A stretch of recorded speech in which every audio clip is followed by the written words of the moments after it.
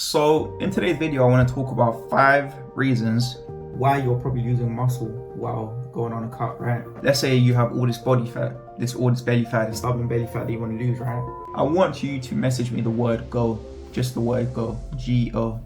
Tell me you're ready to go. Tell me you're ready to make a transformation. Tell me you're ready to start losing stubborn body fat. And I'll give you all the information you need. I'll give you everything you need to know to lose 20 to 40 pounds in the next 90 days. Guaranteed. You're trying to lose it. You've been trying to lose it for months, probably years now, right? And 1, it doesn't seem like it's going away. And 2, it just feels like you're losing muscle, you're losing energy, you feel fatigued all the time.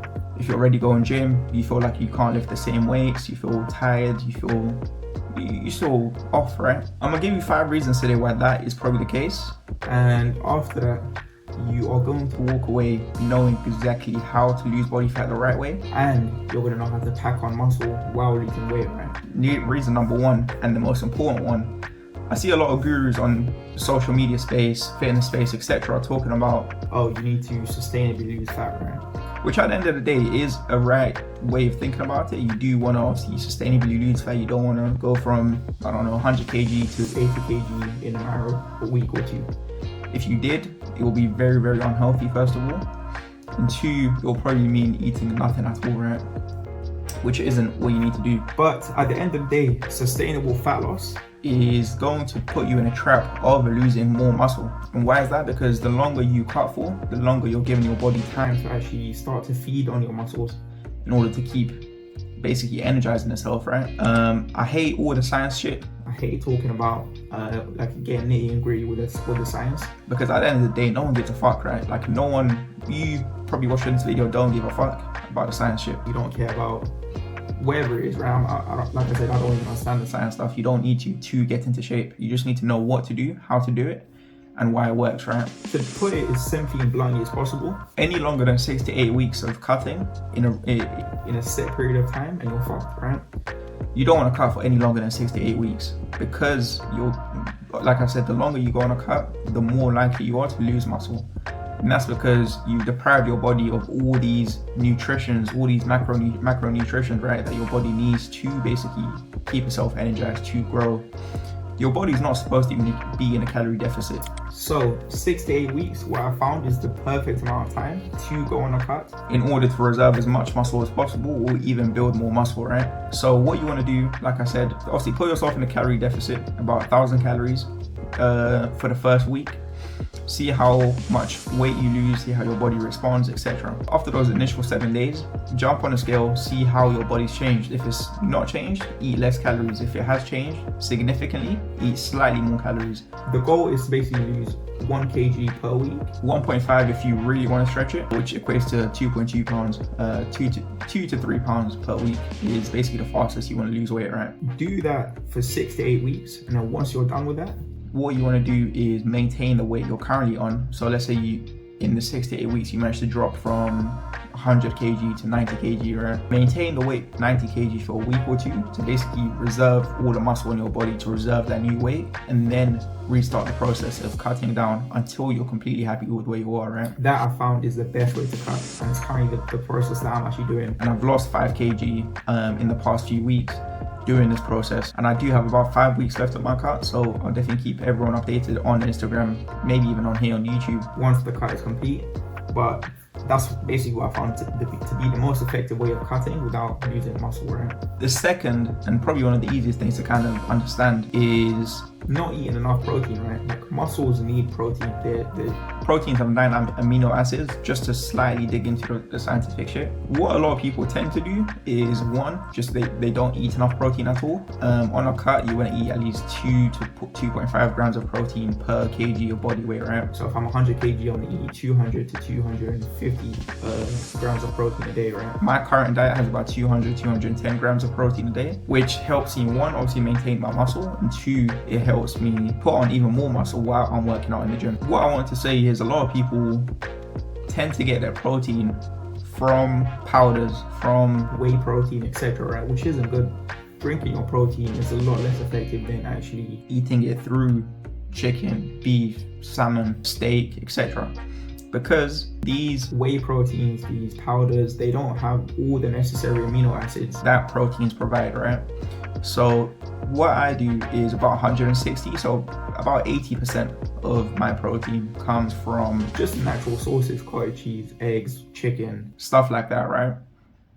And then the other 20% comes from powders, which is fine. That's a very good way of going about it. But the higher the protein that comes from powders and stuff is, the less effective that protein will be for your body, and the more likely you are to lose muscle, right? Number 3, and probably the most common thing, is especially if you're a busy person, let's say you're working 12-hour days, you're working 50-hour weeks, whatever it is, and you don't really have time to work out. Working out is going to be the main decider of losing or putting on muscle, right? If you're trying to lose body fat but you're not going to the gym, you're most likely also going to lose muscle, which is a sad reality, but that's just how it works. But the good thing is you don't actually need to work out for an hour 30 every day, 2 hours every day, 5 days a week, right? My next video is going to be about how you can actually maximize muscle growth with only 3 hours per week.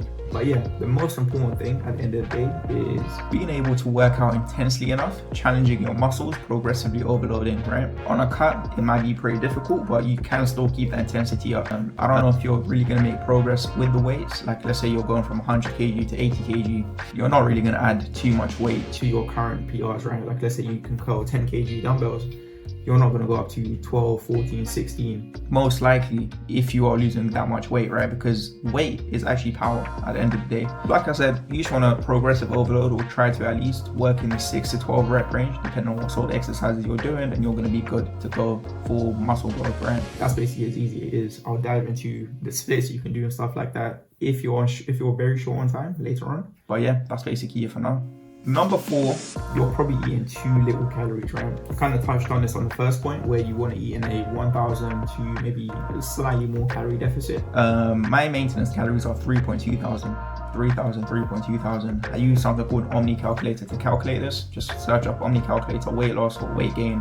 Both of them give you a maintenance calories, so it doesn't really matter which one you choose to use. Put in your information, it gives you your maintenance calories, just reduce 1,000 by that, and that's how much you should eat for week 1. And then, like I said, week 1, after that, you can kind of check and see what sort of progress you're making and stuff like that. The mistake a lot of people do is they end up going too deep into a calorie deficit, where they're eating 2,000 less calories a day, which is very, very little energy at the end of the day, right? Which kind of leads on to point number 5 that I want to share, where carbohydrates are not your enemy. Carbohydrates are your energy source, your most important energy source at the end of the day, especially if you're going to the gym. You need carbohydrates to fuel your workouts, to give you energy while you're working out, to stop you from fatiguing, or else you're just losing muscle, right? But if you can't go intense enough, which is point number 3 that I already gave you, if you can't work out intensely enough, which is fueled by having carbohydrates, then you're basically not challenging your muscles enough, leading to you losing muscle, right, while you're trying to cut. All these things kind of tie into each other. You want to have the right amount of calories, you want to have the right amount of carbs, you want to have the right amount of protein. Fats, you want to keep to no more than 0.7 grams per kg of body weight. So yeah, that's basically as simple as that. I want you to walk here with one extra tip, because that's all we do here. We provide value. We help our clients get to exactly where they want to be. And so for example, you can see this client here, 25 kg gone in 3 months. This one here, 30 kg in 3 months. We know what we're doing when it comes to this shit, and I want you to walk away with that idea in mind, right?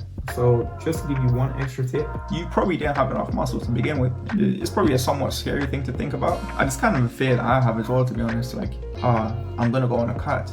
What if I end up with, or what if I end up looking smaller than I am, right? Maybe I shouldn't have enough muscle to begin with. And that's something we're gonna have to kind of accept and take to the chin. Let's say you do lose 15, 20 kg, 20, 40 pounds of fat, and then you do end up looking a lot smaller than you did before. It just means you didn't lose muscle mass, you just didn't have enough muscle mass to begin with, right? So what that means is, it's nothing to be worried about, right? It just means the way you went about building muscle just wasn't effective. And it's as simple as changing it next time, right? Let's say you do lose all that body fat, you do lose the stubborn belly fat. Good. All you want to do now is focus on building more and more muscle effectively by obviously doing 2 to 3 sets every exercise, no more than maybe 5 to 6 workouts or 5 to 6 exercises a workout, training in a 6 to 12 rep range while going very, very close to failure, right? Every single set. And at the end of the day, that's literally how it works. That's how you build muscle, that's how you lose fat. Those were the 5 or 6 reasons why you're probably losing muscle while you're on your cut, right? So I just wanted to leave you with one more thing. I feel like social media makes it very, very difficult to understand what to do, to understand how to do certain things, how to lose body fat, the best exercises for this, the best exercises for that, the best way to build muscle, etc. Social media overcomplicates everything, and that's just people's way of trying to build a unique selling point, right? What I do is I just cut through all the bullshit. I tell you exactly what you need to do. If you apply, you apply. If you don't, you don't. If you work with us, you work with us. If you don't, you don't, right? It is very difficult to navigate the social media space nowadays, and what I wanted to leave you with is a call to action. I want you to message me the word go, just the word go, G-O. Tell me you're ready to go. Tell me you're ready to make a transformation. Tell me you're ready to start losing stubborn body fat. And I'll give you all the information you need. I'll give you everything you need to know to lose 20 to 40 pounds in the next 90 days, guaranteed. So if that sounds interesting to you, like I said, just message me the word go and we'll speak then.